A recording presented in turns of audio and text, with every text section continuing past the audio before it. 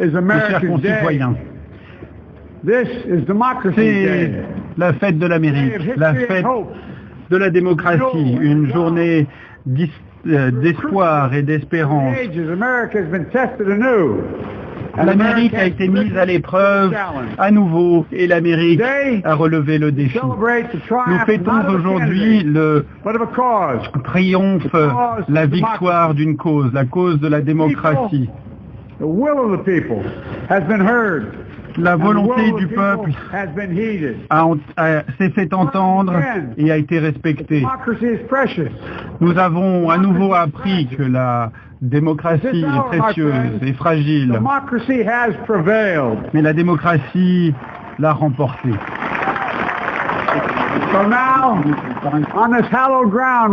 Sur cette terre sacrée où il n'y a que quelques jours de cela, la violence a cherché à remettre en cause le fondement même du Capitole. Nous nous retrouvons ici, une nation unie sous Dieu, indivisible, pour mettre en œuvre le transfert de pouvoir, de compétences dans un contexte paisible comme nous le faisons depuis 200 ans. Et les Américains que nous sommes pouvons être ambitieux et optimistes et définir un objectif pour savoir où nous devrons être. Je remercie les présidents qui m'ont précédé, quel que soit leur parti, d'être à mes côtés ici aujourd'hui, du plus profond du cœur. Je sais combien notre Constitution est solide. Je reconnais la force de notre pays, tout comme le fait d'ailleurs le président Carter, à qui j'ai parlé hier soir, qui ne peut pas être avec nous, mais à qui nous rendons hommage. Je viens de prêter ce serment sacré que chacun de ces grands patriotes ont déjà prêté de par le passé, un serment prêté par George Washington et qui s'impose non pas à quelques-uns, mais à tous, à chacun d'entre nous, nous, le peuple, qui cherchons à faire advenir une union plus parfaite. Nous sommes un grand peuple, un grand pays. Malgré les difficultés, en temps de paix, en temps de guerre, nous avons beaucoup fait, mais il nous reste encore beaucoup à faire. Nous allons aller de l'avant en cette période hivernale pleine de risques, de périls et de possibilités. Il y a beaucoup à faire, à guérir, à gagner. Peu nombreux sont ceux dans l'histoire de notre pays qui ont dû relever autant de défis ou trouver la période, leur ère aussi complexe qu'elle est aujourd'hui. La pandémie nous a privés d'autant de nos concitoyens en un an que le nombre de personnes mortes pendant la Deuxième Guerre mondiale.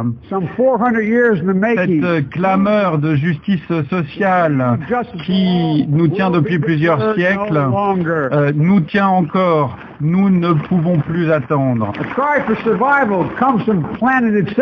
Ce cri pour survivre, nous l'entendons de la planète elle-même. C'est un cri qui va à l'encontre du suprématisme blanc, du terrorisme intérieur, des menaces que nous devons regarder et contre lesquels nous devons vaincre. Nous devons relever ces défis parce que l'avenir des États-Unis exige de nous non seulement des paroles, mais bien l'élément essentiel de la démocratie, l'unité. Oui, l'unité. Le 1er janvier 1866, Abraham Lincoln a signé l'acte d'émancipation. Et je cite, il disait, si mon nom trouve une place dans l'histoire, ce sera bien à cause de cet acte, et j'y mets toute mon âme. Aujourd'hui, en ce jour de janvier, toute mon âme est consacrée à l'union, la réunification de notre pays, de notre peuple. Et j'invite chacun à me rejoindre.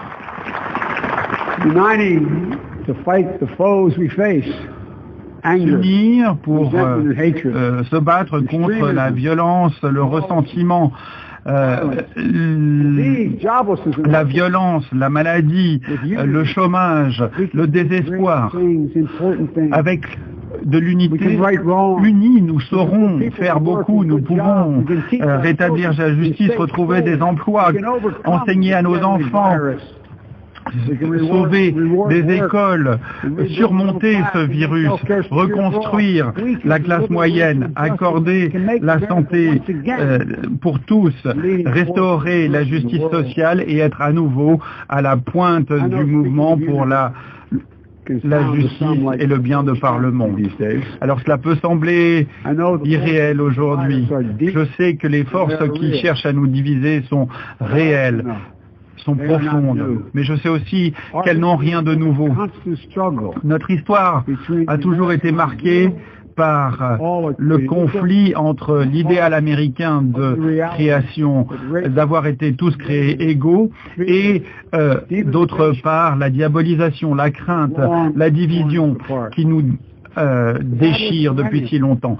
C'est un combat éternel dans lequel la victoire n'est jamais garantie. Pendant la guerre civile, la Grande Dépression, les guerres mondiales, le 11 septembre, malgré tous ces événements, nous avons toujours surmonté les difficultés. Nous avons toujours été assez nombreux à nous rejoindre, à nous réunir pour aller de l'avant et nous porter en avant. Nous pouvons le faire à nouveau. L'histoire, la foi, la raison nous montrent ce qu'il faut faire.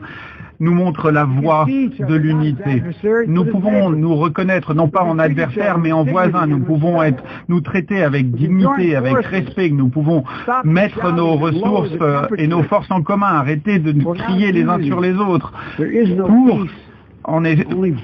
pour atteindre l'unité. Sans unité, il ne peut y avoir de paix, seulement l'amertume, la furie, seulement le chaos et non pas une nation unie. Nous avons cette occasion unique, historique, de nous réunir, puisque l'unité est le moyen d'aller de l'avant. Nous devons aller de l'avant en tant qu'États-Unis, États unis d'Amérique. À défaut de quoi nous échouerions. Nous n'avons jamais échoué dans l'histoire des États-Unis.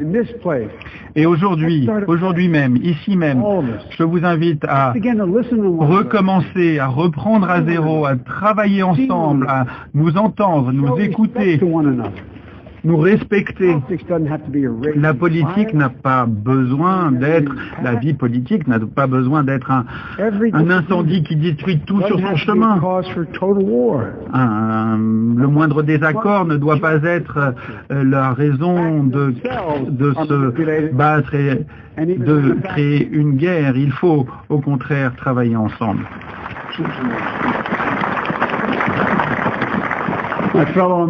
Mes chers concitoyens, il faut agir différemment. L'Amérique doit être meilleure. Je suis convaincu que l'Amérique est bien meilleure. Il suffit de regarder autour de soi. Nous sommes ici à l'ombre du dôme du Capitole qui, comme nous l'avons entendu, a été finalisé pendant la guerre de sécession, pendant la guerre civile, au moment même où l'unité du pays était en jeu. Nous nous tournons, nous voyons ici le mall où Martin Luther King parlait de son rêve.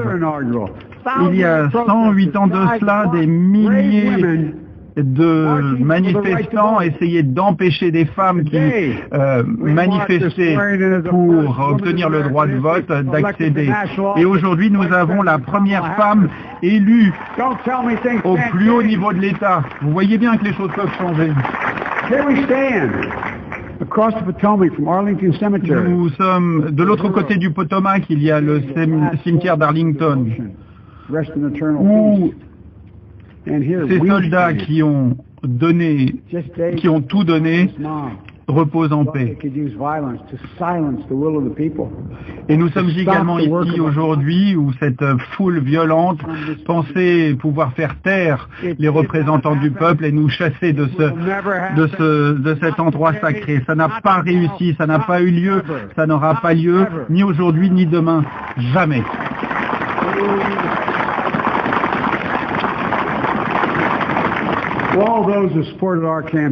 À tous ceux qui ont soutenu notre campagne, je dis que je suis reconnaissant de la confiance qui m'a été accordée. Aux autres, je dis, prenez le temps de m'écouter, de m'évaluer, d'entendre et d'évaluer mon cœur. Si vous êtes encore en désaccord, eh bien, soit c'est l'Amérique, c'est ça la démocratie, avoir le droit d'être en désaccord, mais de le faire paisiblement, en paix. Encore une fois, le désaccord ne doit pas déboucher sur la désunion. Je vous promets la chose suivante. Je serai le président de tous les Américains, tous les Américains. Et je puis vous dire que je me battrai aussi dur pour ceux qui n'ont pas voté pour moi que pour ceux qui l'ont fait. Il y a bien des siècles, Saint Augustin, le saint patron de mon Église, disait que le peuple est une multitude définie par l'objet en commun de leur amour. L'objet en commun. Et quels sont ces objets que nous aimons tous en Amérique? Qu'est-ce qui nous fait être des Américains? Eh bien, les possibilités, la sécurité, la liberté, la dignité, le respect, l'honneur. Et oui, la vérité également. Les derniers mois, les dernières semaines nous ont montré qu'il y a une vérité, qu'il y a des mensonges. Nous avons tous, comme citoyens, comme Américains, et surtout les chefs que nous sommes, de l'obligation, disais-je, d'honorer notre Constitution, de protéger notre pays, de protéger et de défendre la vérité contre les mensonges. J'entends, je comprends que de nombreux concitoyens sont inquiets à la perspective de l'avenir. Ils ont des inquiétudes pour leur emploi. Je vois qu'ils sont, comme mon père le faisait autrefois, inquiets de savoir s'ils garderont leur couverture maladie, s'ils pourront rembourser leurs prêts. Ils pensent à leur famille, ils s'inquiètent de leur avenir. Je vous le dis, je vous le répète, je comprends. Mais la solution, ce n'est pas de se replier sur soi, de se battre entre factions divergentes, de se tourner contre ceux qui n'ont pas les mêmes avis que vous, qui n'écoutent pas les mêmes chaînes d'information que vous. Il faut arrêter cette guerre bien peu civile qui oppose les rouges et les bleus, qui oppose les conservateurs et les libéraux. Non, mais nous pouvons le faire. Nous pouvons le faire si nous ouvrons notre cœur au lieu de le durcir, si nous faisons preuve de tolérance et d'humilité, et si nous sommes prêts à nous mettre à la place d'autrui, comme le disait ma mère. Mets-toi à sa place pour quelques instants. Because here's the thing about life. There's no accounting for what fate will deal you. On ne peut pas savoir ce que le sort nous réserve. Parfois, on a besoin d'aide. Et parfois, c'est à nous de donner de l'aide. C'est comme ça. C'est ça la vie. C'est ce que nous devons faire. Et si nous le faisons, alors notre pays pourra être plus fort, plus prospère, mieux décidé, mieux préparé à l'avenir. Et nous pourrons continuer d'être en désaccord. Mes chers concitoyens, nous allons, dans la phase qui s'ouvre, avoir besoin chacun les uns des autres et de travailler ensemble pour surmonter cet hiver sombre. Nous devons surmonter l'épidémie, aller au-delà de la politique et nous attaquer à cette maladie unis, un pays, une nation unie. Comme le dit la Bible, la joie vient au matin. Nous pourrons réussir. Nous le ferons ensemble. Tous mes collègues avec qui j'ai servi à la Chambre des représentants ou au Sénat, nous savons tous, n'est-ce pas, que le monde nous regarde aujourd'hui. Et à tous ceux qui sont à l'étranger, je vous donne ce message. L'Amérique a été mise à l'épreuve. Nous en sommes plus forts. Nous réparerons, reconstruirons nos alliances. Nous travaillerons à nouveau avec le monde entier, non pas pour relever les défis d'hier, mais ceux d'aujourd'hui et de demain.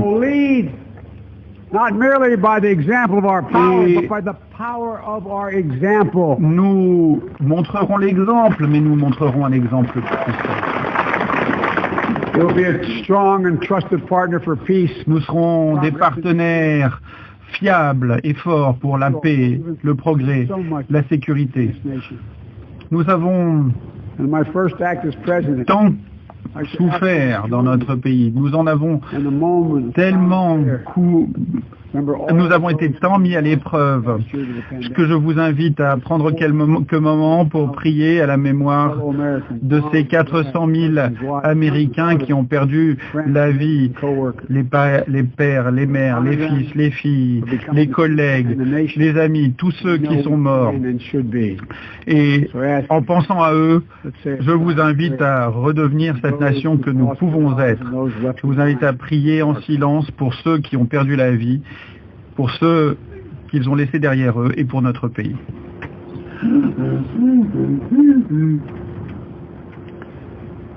Amen.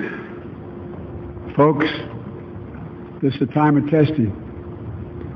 We face an attack on our democracy and on truth. C'est le moment de l'épreuve, de la mise à l'épreuve. Nous avons growing inequity, le virus, l'inégalité, le racisme systémique, le climat qui est en situation de crise, le rôle de l'Amérique. N'importe lequel de ces sujets pris individuellement serait un vrai défi. Mais nous devons, et c'est comme ça, les prendre tous ensemble au même moment. Et c'est là l'une des plus grandes responsabilités que devra assumer notre pays. Il va falloir faire ce qu'il faut. Et il y a tant à faire. Je peux vous promettre, je peux vous le dire, qu'on nous jugera par la façon dont nous traitons, nous réglons et réglerons ce sujet d'aujourd'hui. Est-ce que nous serons à la hauteur? Est-ce que nous surmonterons cette heure exceptionnelle? Est-ce que nous pourrons aller de l'avant et créer un monde meilleur pour nos enfants? Je suis convaincu que nous devons le faire. Je suis sûr que vous aussi le croyez. Et je sais que nous le pourrons, que nous le ferons. Ce faisant, nous écrirons un nouveau grand chapitre dans l'histoire de l'Amérique. Une histoire, un chapitre qui ressemble à une histoire, à une chanson que j'aime et qui me ressemble, American Anthem. On y trouve les mots suivants. Le travail, les prières de nombreux siècles nous ont amenés jusqu'ici, mais que diront nos enfants de ce que nous leur laissons? Voyons dans mon cœur ce que nous serons et je pourrais dire, Amérique, oh Amérique, j'ai donné tout pour toi. Eh bien, faisons-le pour notre grand pays. Si nous le faisons, alors c'est vrai. Nos enfants, les enfants de nos enfants pourront dire oui, ils ont donné le meilleur d'eux-mêmes, ils ont respecté leurs devoirs, ils ont guéri notre pays. Mes chers concitoyens, j'en reviens à ce serment. Et par devant Dieu, par devant chacun d'entre vous, je vous donne, je fais cette promesse, je défendrai la Constitution, je défendrai notre démocratie, je défendrai l'Amérique. Et je donnerai à chacun la preuve que j'agis pour vous, pas pour par attrait du pouvoir, mais C'est ainsi que nous pourrons écrire ensemble une histoire américaine d'espoir et non de crainte, de lumière et non de ténèbres, de décence, de dignité, d'amour, de guérison, de grandeur et de bonté. Puisse cela être l'histoire qui guide notre chemin, l'histoire qui sera racontée à ceux de demain que nous avons entendu les défis du jour, que nous avons relevés et que l'espoir et la justice ne sont pas morts lorsque nous étions au pouvoir et qu'au contraire l'Amérique est à nouveau un exemple pour le monde. C'est ce que nous nous devons à nous et aux générations futures. Avec détermination, nous nous tournons donc à ces missions, à ces tâches de demain, soutenues par la foi, par ce sentiment de mission et d'obligation. Dieu protège l'Amérique, Dieu protège nos soldats. Merci à l'Amérique.